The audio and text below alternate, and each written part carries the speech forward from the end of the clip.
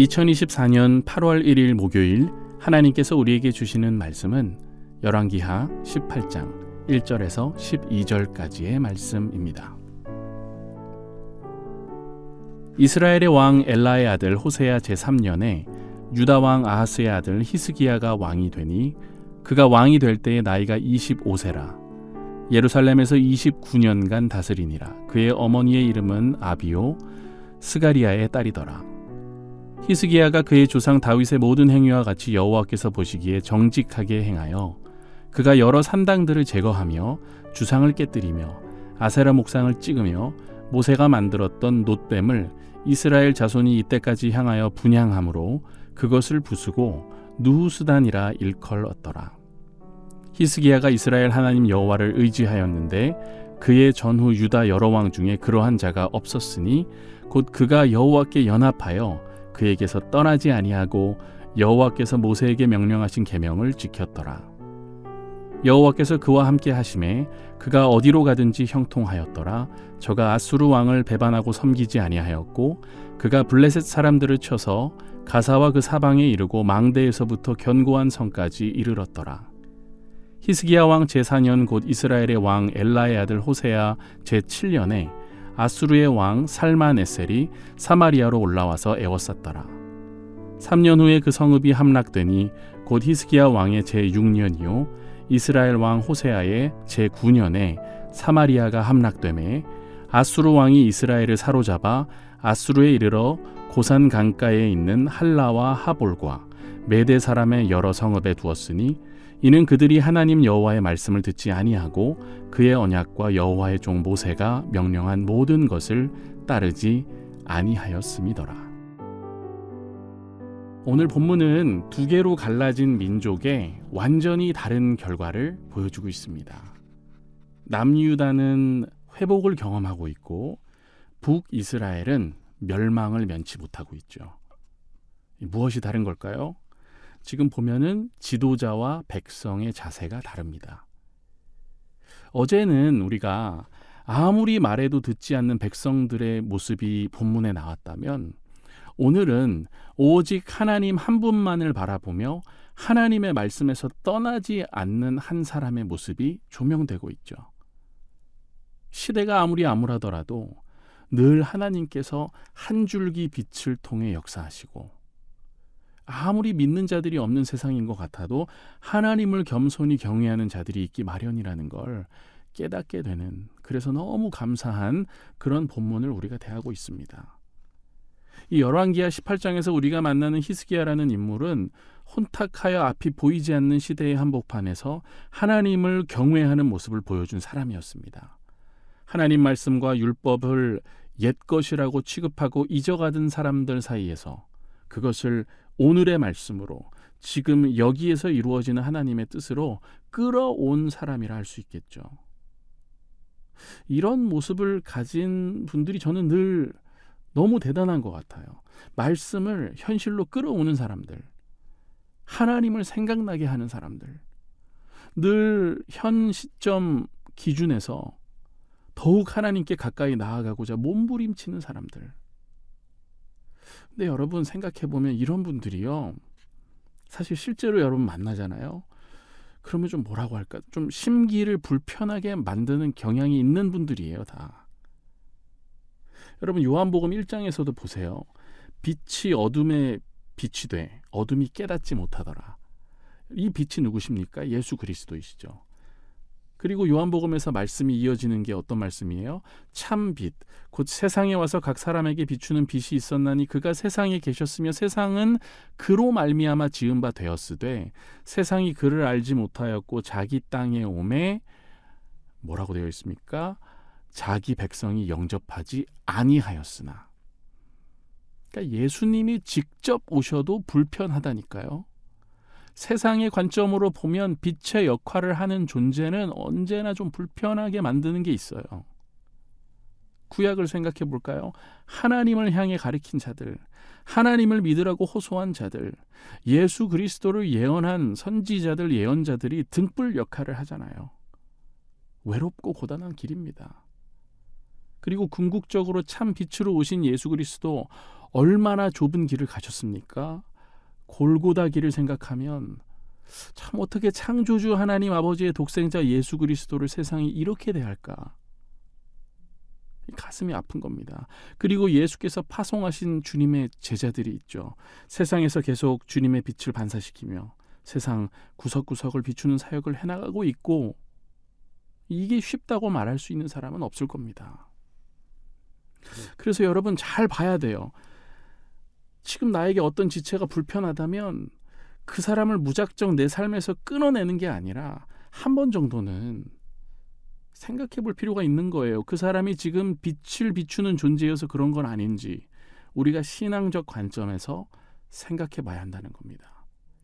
무작정 불편하니까 싫어하기보다는 내가 왜 불편하지?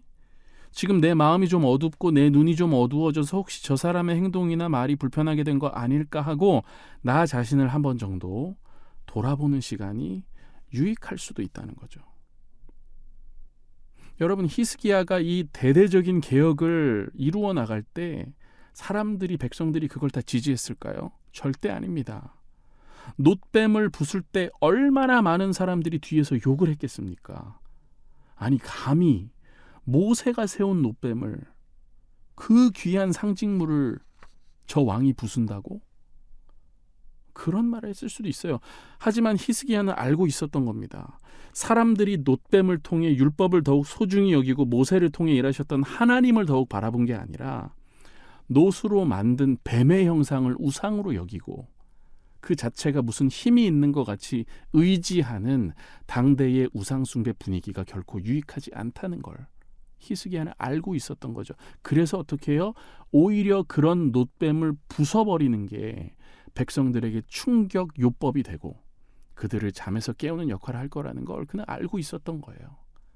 빛이 어둠에 빛이 돼 어둠이 깨닫지 못하더라.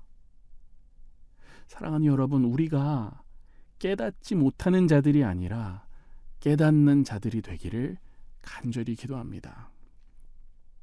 자, 그렇다면 히스기야는 어떻게 이런 신앙을 갖고 그 시대를 살아갈 수 있었을까? 우리는 그 비결이 궁금할 수밖에 없습니다. 그게 6절에 아주 명확하게 요약이 돼 있어요. 6절 제가 읽어볼게요. 곧 그가 여호와께 연합하여 그에게서 떠나지 아니하고 여호와께서 모세에게 명령하신 계명을 지켰더라. 그랬더니 하나님께서 어떻게 역사하십니까? 7절 전반부에 나오죠. 여호와께서 그와 함께 하심에 그가 어디로 가든지 형통하였더라. 여러분, 히스기야 왕에 대한 열왕기의 이런 평가는 사실 신명기 4장 4절의 말씀이 그 기준이 됩니다. 어떤 말씀이냐 하면 제가 한번 읽어볼게요. 이런 말씀이에요. 오직 너희의 하나님 여호와께 붙어 떠나지 않은 너희는 오늘까지 다 생존하였느니라. 우리가 신약으로 넘어가면은 예수께서 우리에게 비유를 통해 이거랑 굉장히 유사한 말씀을 하시죠. 요한복음 15장, 제가 4절부터 6절만 세 번역으로 한번 읽어보면 이런 말씀이에요. 한번 그 유사성을 여러분 살펴보세요. 내 안에 머물러 있어라. 그리하면 나도 너희 안에 머물러 있겠다. 가지가 포도나무에 붙어있지 아니하면 스스로 열매를 맺을 수 없는 것과 같이 너희도 내 안에 머물러 있지 아니하면 열매를 맺을 수 없다. 나는 포도나무요 너희는 가지이다. 사람이 내 안에 머물러 있고 내가 그 안에 머물러 있으면 그는 많은 열매를 맺는다. 너희는 나를 떠나서는 아무것도 할 수 없다. 사람이 내 안에 머물러 있지 아니하면 그는 쓸모없는 가지처럼 버림을 받아서 말라버린다. 사람들이 그것을 모아다가 불에 던져서 태워버린다. 주님 안에 거한다는 것은 주님의 말씀을 사모하고 그 안에 거한다는 겁니다. 그리고 히스기야가 했던 것 같이 그 말씀을 거리낌 없이 실천한다는 거죠. 우리에게도 같은 과제가 주어져 있는 거예요. 오늘 이 말씀을 들은 우리가 오늘 하루를 살아가면서 결단해야 되는 부분이 있는 거죠. 이 미국의 16대 대통령이자 한 사람의 신앙인으로 정말 많은 이들의 삶의 빛의 역할을 한 아브라함 링컨이라는 인물이 있습니다. 그가 대통령 취임식에서 이 성경을 들어 올리면서 이렇게 고백을 했다는 일화가 있죠. 내가 대통령이 된 것은 바로 이 성경 때문이며 이 성경은 나의 어머니가 내게 주신 가장 고귀한 선물입니다. 나는 가급적 이 책의 교훈을 따라 나의 직무를 수행할 것입니다. 네, 사랑하는 여러분, 오늘 우리에게 주어진 하루라는 영역 안에서 내가 책임져야 하는 임무들을 수행할 때, 그리고 나의 관계와 사역을 계속해서 이루어 나갈 때 포도나무 되시는 주님께 꼭 붙어서 하나님 말씀 붙들고 우리의 직무를 수행하는 결단과 실천이 있기를 주님의 이름으로 축복합니다. 기도하겠습니다. 사랑의 하나님 아버지, 열왕기를 통해 무너져가는 민족과 세대의 특징, 그리고 회복되는 민족과 세대의 특징이 명확하게 구분되는 것을 보게 됩니다. 우리가 하나님의 품에서 하나님의 말씀에서 떠나지 아니하고 하루하루 신앙적 결단과 실천의 삶으로 나아가게 주님 우리를 붙들어 주옵소서. 주님, 주님의 몸된 교회를 위해 함께 기도합니다. 말씀을 현실로 끌어오는 사람들, 하나님을 생각나게 하는 사람들, 늘 과거가 아닌 오늘 현실에서 더욱 하나님께 가까이 나아가고자 몸부림치는 사람들의 모임이 이 모임이 되게 하시며, 비치기에 세상의 따스한 온기로 다가가기도 하지만 때로는 어둠을 밝히고 편안함만을 추구하는 세상 가운데 강력한 메시지를 던지는 역할을 또한 교회가 하게 하옵소서. 이 일을 위해 연동교회에 세우신 주님의 종 위임 목사님 늘 강건히 붙들어 주시고 그 영육을 강건케 하시며 성령 충만함 가운데 영적 리더십을 갖고 세워주신 교회에 이끌게 하옵소서. 함께 동역하는 부교역자분들과 또 교회의 리더십들과 재직분들과 직원분들 또한 한마음 한뜻으로 맡겨주신 사역들을 잘 감당하도록 인도하여 주옵소서. 주님, 우리의 이웃들을 위해 기도합니다. 병상에 있는 환우들을 보살피사 아픈 부위들을 만져주시고 성령께서 뜨거운 마음을 그들에게 주사 활력을 되찾게 하시며 회복의 역사를 맛보아 간증하는 자들로 살아가게 주님 도와주시옵소서. 또한 가까운 이웃들부터 먼 이웃들을 대할 기회를 오늘 하루 우리에게 주실 때마다 진리를 전하고 복음을 살아내는 역사가 있게 하옵소서. 특별히 주님, 북녘 땅의 우리의 지체들을 위해 기도합니다. 어떤 어려움이 그들에게 찾아오더라도 포도나무 되시는 주님께 붙어 있게 하시고 남과 북이 하나 되어 하나님께 예배하는 역사를 써내려가는 날이 속히 오도록 이 땅 가운데 회복과 연합의 역사를 허락하여 주옵소서. 더불어 오늘도 세계 곳곳에서 복음 사역을 감당하고 있는 선교사님들에게 일용할 양식과 신령한 복을 허락해 주시고 예수 그리스도 그 기쁜 소식을 전하는 곳마다 성령 충만함이 경험되어지게 하옵소서. 감사드리며 우리 주 예수 그리스도의 이름으로 간절히 기도합니다. 아멘.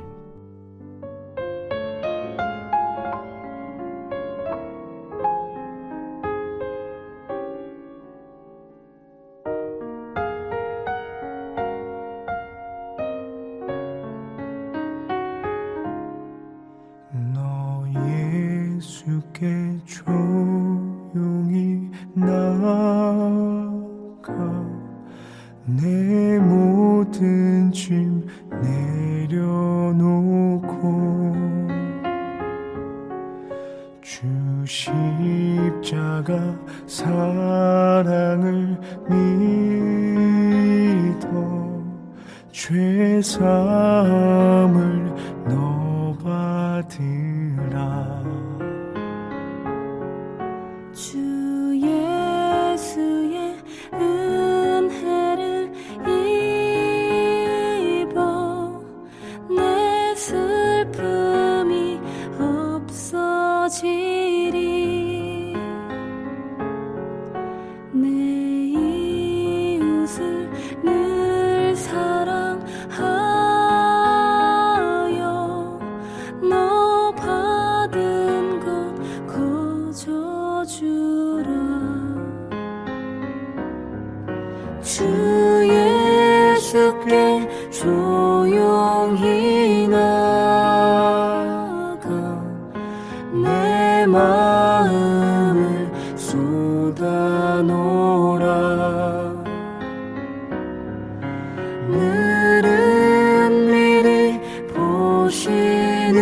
주님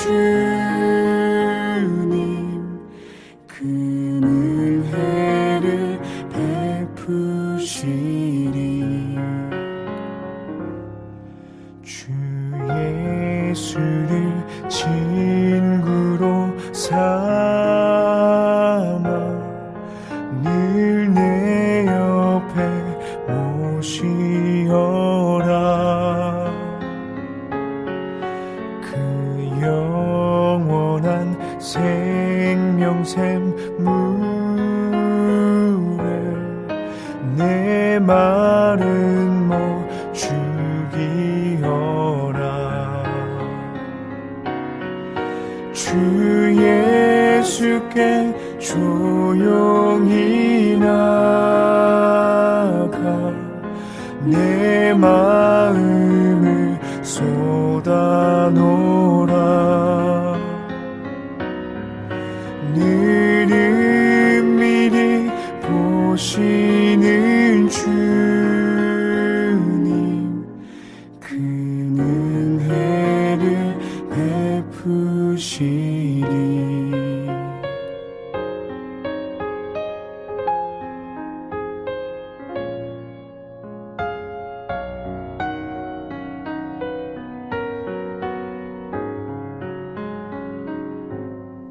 너 주님과 사귀어 살면 새 생명이 넘치리라 주 예수를 찾는 이 앞에 참 밝은 빛 비추어라 주 예수께 조용히 나가 내 마음을 쏟아놓으라 늘 은밀히 보시는 주님